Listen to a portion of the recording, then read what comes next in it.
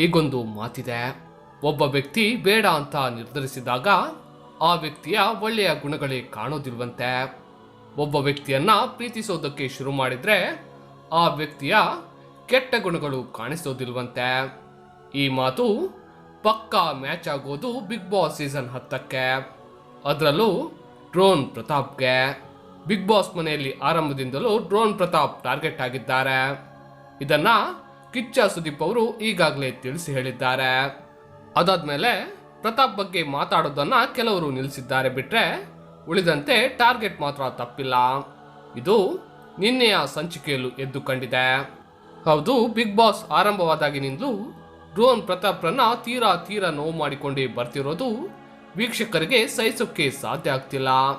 ಹಾಗಾದ್ರೆ big boss ಎಂಬ ಶೋಗೆ ಕರೆಸಿ ಒಬ್ಬ ವ್ಯಕ್ತಿಯನ್ನ ಇಷ್ಟೊಂದು ನೋವು ಮಾಡೋದು, ಹಿಂಸೆ ಮಾಡೋದು ಸರಿನಾ?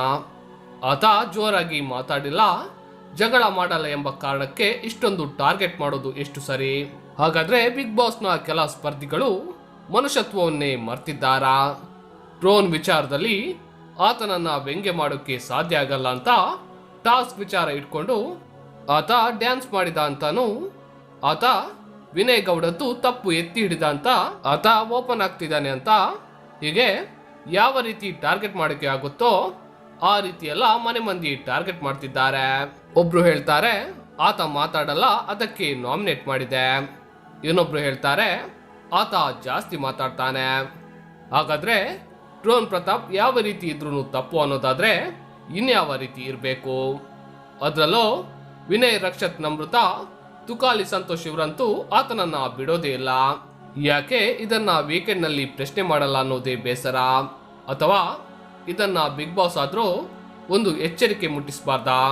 ಒಬ್ಬ ವ್ಯಕ್ತಿಯನ್ನ ಇಷ್ಟೊಂದು ನೋವು ಕೊಟ್ರೆ ಆತನ ಮನಸ್ಸು ಎಷ್ಟರ ಮಟ್ಟಿಗೆ ಹಾಳಾಗ್ಬೋದು ಅನ್ನೋ ಸಣ್ಣ ಪರಿಜ್ಞಾನ ಇಲ್ಲದೆ ಈ ರೀತಿ ನಡೆಸ್ಕೊಳ್ತಾ ಇರೋದು ಎಷ್ಟರ ಮಟ್ಟಿಗೆ ಸರಿ?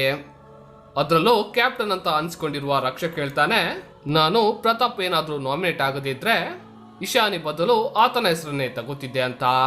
ಅಂದ್ರೆ ಇವರಿಗೆ ಹೋಗಿ ಬಂದು ಕಾಣಿಸೋದು ಪ್ರತಾಪ್ ಮಾತ್ರನಾ? ಆತನನ್ನ ಈಸಿ ಟಾರ್ಗೆಟ್ ಮಾಡಿಕೊಂಡಿದ್ದಾರಾ ಮನೆಯವರು? ಈ ರೀತಿ ಮತ್ತೆ ಅನುಮಾನ ಮೂಡುವಂತ ಘಟನೆಯೊಂದು ನಿನ್ನೆ ನಡೆದಿದೆ. ಈ ವಾರ ಮನೆಯಿಂದ ಹೊರ ಹೋಗುವುದಕ್ಕೆ drone Pratap, Karthik, Tanisha, Michael, Snehith, Vinay nominate ಆಗಿದ್ರು. ನೀತು ಹಾಗೂ ಇಶಾನಿ ನೇರವಾಗಿ ನಾಮಿನೇಟ್ ಆಗಿದ್ದಾರೆ. ನೀತು ಹಾಗೂ ಇಶಾನಿಯನ್ನ ಹೊರತುಪಡಿಸಿ ಉಳಿದವರಲ್ಲಿ ಒಬ್ಬ ಅದೃಷ್ಟಶಾಲಿಯನ್ನ ನಾಮಿನೇಷನ್ ಇಂದ ಪಾರು ಮಾಡುವ ಟಾಸ್ಕ್ ಒಂದನ್ನ ಬಿಗ್ ಬಾಸ್ ಆಡಿಸಿದ್ರು.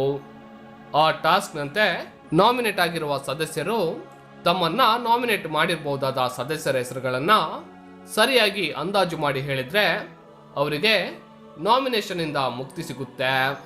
ಅದರಂತೆ ಈ ಟಾಸ್ಕ್ ನಲ್ಲಿ ವಿನಯ್ ಹಾಗೂ ಪ್ರತಾಪ್ ತಮ್ಮನ್ನ ನಾಮಿನೇಟ್ ಮಾಡಿದವರ ಹೆಸರನ್ನ ಬಹುತೇಕ ಸರಿಯಾಗಿ ಹೇಳಿದ್ರು. ಹಾಗಾಗಿ ಇಬ್ಬರಿಗೂ ಮನೆ ಮಂದಿಯ ಜೊತೆ ಡಿಬೇಟ್ ಏರ್ಪಡಿಸಿ ಮನೆ ಮಂದಿಯೇ ವಿನ್ನರ್ ಅಂತ ತೀರ್ಮಾನಿಸುವಂತೆ ಹೇಳಲಾಯಿತು.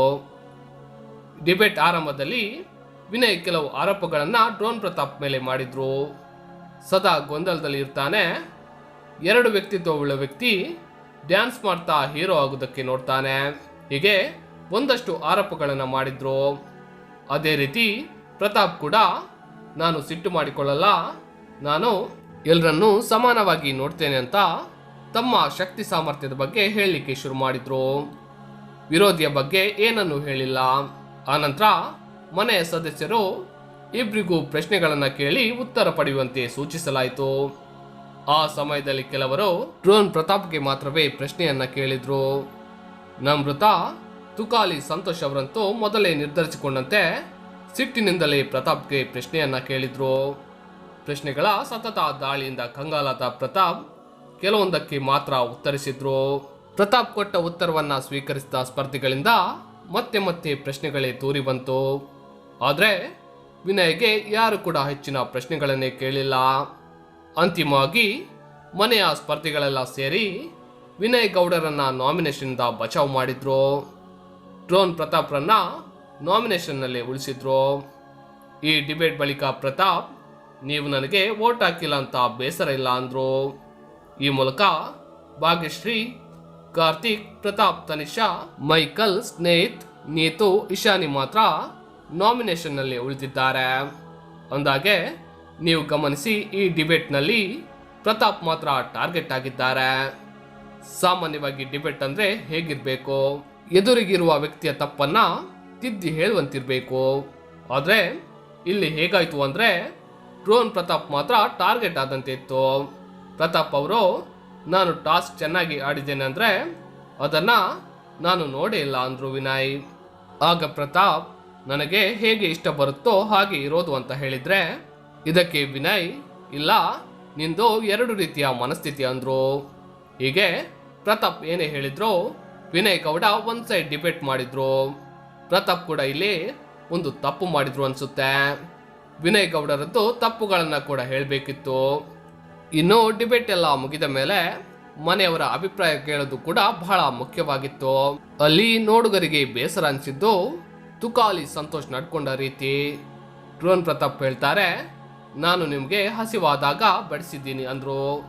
ಇದಕ್ಕೆ ತುಕಾಲಿ, ಹೌದಪ್ಪ, ಆವತ್ತು ನಾನು ನಿನ್ ಬಗ್ಗೆ ಮಾತಾಡಿದ್ದೀನಿ ಅಂತ ನಿನ್ಗೆ ಗೊತ್ತಿರಲಿಲ್ಲ, ಅದಕ್ಕೆ ಮಾಡಿಕೊಟ್ಟೆ ಅಂತಾರೆ.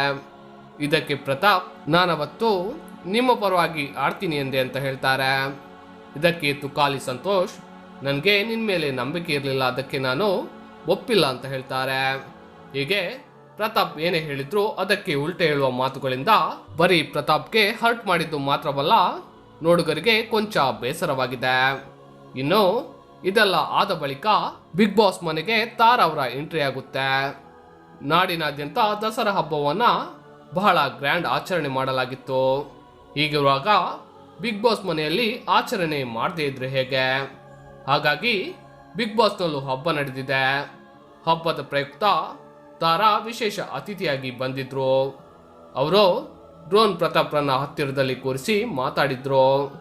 ನಿನಗೆ ಒಳ್ಳೆಯ ಅವಕಾಶ ಸಿಕ್ಕಿದೆ, ಜನರು ನಿನ್ನನ್ನು ಪ್ರೀತಿಸ್ತಾ ಇದ್ದಾರೆ, ನೀನು ಮಾನಸಿಕವಾಗಿ ಎಷ್ಟು ಟಾರ್ಚರ್ ಅನುಭವಿಸಿದ್ದೀಯ ಅನ್ನೋದು ನನಗೆ ಗೊತ್ತು. ನೀನು ತಪ್ಪು ಮಾಡಿರ್ಬೋದು, ಆದರೆ ಈಗ ಒಂದು ಒಳ್ಳೆಯ ಅವಕಾಶ ಸಿಕ್ಕಿದೆ, ನನ್ನನ್ನು ಅಮ್ಮ ಅಂದ್ಕೊಂಡು ನನ್ನ ಬಳಿ ಹೇಳುವಂತಾರೆ. ಆಗ ಪ್ರತಾಪ್ ಕಣ್ಣಲ್ಲಿ ನೀರು ತುಂಬಿಕೊಳ್ಳುತ್ತೆ. ಆಗ ವಾಶ್ರೂಮ್ಗೆ ಹೋಗ್ತೀನಿ ಅಂತ ಪ್ರತಾಪ್ ಹೇಳ್ತಾರೆ. ಇದಕ್ಕೆ ತಾರಾ ಅವರು ಅವಕಾಶ ಕೊಡಲಿಲ್ಲ. ನಿನಗೆ ಇಷ್ಟು ನೋವಾಗಿದೆ ಅಂದರೆ ಇನ್ನು ನಿನ್ನ ಹೆತ್ತವರಿಗೆ ಇಷ್ಟು ನೋವಾಗಿರಬೇಡ ಹೇಳುವಂತ ತಾರಾ ಹೇಳ್ತಾರೆ.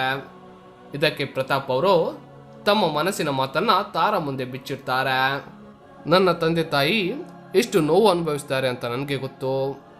ನಿನ್ನ ಮಗನನ್ನ ಯಾಕೆ ಉಳಿಸಿದ್ದೀಯಾ, ಅವನಿಗೆ ಏನಾದರೂ ಹಾಕಿ ಸಾಯಿಸಿಬಿಡುವಂತ ನನ್ನ ತಾಯಿಗೆ ತುಂಬ ಜನ ಹೇಳಿದ್ರು. ನಾನು ದುಡ್ಡು ಮಾಡಿದ್ದೀನಿ ಅನ್ನೋ ಆರೋಪ ಇದೆ. ನನ್ನ ಅಮ್ಮ ಮದುವೆ ಮುಂಜಿಗೆ ಹೋಗಲ್ಲ, ಇದಕ್ಕೆ ನಾನೇ ಕಾರಣ ಅಂತ ಪ್ರತಾಪ್ ಹೇಳಿದ್ರು. ಈಗ ಊರಲ್ಲಿ ಅವರು ಒಂದು ಮನೆ ಕಟ್ಟಿದ್ದಾರೆ, ಅದರ ಗೃಹ ಪ್ರವೇಶಕ್ಕೆ ಕರೆದ್ರು, ನಾನು ಹೋಗಿಲ್ಲ, ನನ್ನ ಹೆಸರನ್ನ ಎಲ್ಲೂ ಹೇಳಬೇಡಿ ಅಂದಿದ್ದೆ ಅಂತ ಹೇಳಿ ಪ್ರತಾಪ್ ಕಣ್ಣೀರನ್ನು ಹಾಕಿದ್ದಾರೆ. ಮದುವೆ ಆಗಬೇಕಾಗಿರುವ ತಂಗಿ ಇದ್ದಾಳೆ, ಅದಕ್ಕಾಗಿ ನಾನು ಕಂಪನಿ ಮಾಡಿದ್ದೇನೆ, ಕಂಪನಿಯನ್ನ ಬೆಳೆಸಬೇಕಿದೆ. ಡ್ರೋನ್ ಮಾಡ್ತಾ ಇದ್ದೀಯಾ, ಅದನ್ನೇ ಮಾಡ್ಕೊಂಡಿರು, ಬಿಗ್ ಬಾಸ್ಗೆ ಹೋಗಬೇಡ ಅಂತ ಮಾವನ ಮೂಲಕ ತಿಳಿಸಿದ್ರು. ಆದರೆ ನಾನು ಅದನ್ನ ಕೇಳಿಲ್ಲ. ಈಗ ನನಗೆ ಅಪ್ಪನನ್ನ ನೋಡಬೇಕು ಅನಿಸಿದೆ ಅಂತ ಪ್ರತಾಪ್ ಕಣ್ಣೀರನ್ನು ಹಾಕಿದ್ರು. ಹಾಗಾಗಿ ತಾರಾ ಅವರು ಬಿಗ್ ಬಾಸ್ ಹತ್ರ ಪ್ರತಾಪ್ ತಂದೆ ತಾಯಿಯನ್ನ ನೋಡೋಕ್ಕೆ ಒಂದು ಅವಕಾಶ ಮಾಡಿಕೊಡಿ ಅಂತ ಮನವಿ ಮಾಡಿಕೊಂಡ್ರು. ಒಟ್ನಲ್ಲಿ ಡ್ರೋನ್ ಪ್ರತಾಪ್ನ ಆ ಮನೆಯಲ್ಲೂ ಎಷ್ಟು ಹಿಂಸೆ ಮಾಡೋದಕ್ಕೆ ಸಾಧ್ಯ ಇದೆಯೋ ಅಷ್ಟು ಹಿಂಸಿಸ್ತಾ ಇದ್ದಾರೆ. ಇದಕ್ಕೆ ಬಿಗ್ ಬಾಸ್ ವೀಕ್ಷಕರೇ ಕೆಲ ಸ್ಪರ್ಧಿಗಳಿಗೆ ಪಾಠ ಕಲಿಸಬೇಕು ಅಂತ ಹೇಳ್ತಾ ಈ ವಿಡಿಯೋವನ್ನ ಇಲ್ಲಿಗೆ ಮುಗಿಸ್ತಾ ಇದ್ದೀನಿ. ಧನ್ಯವಾದ.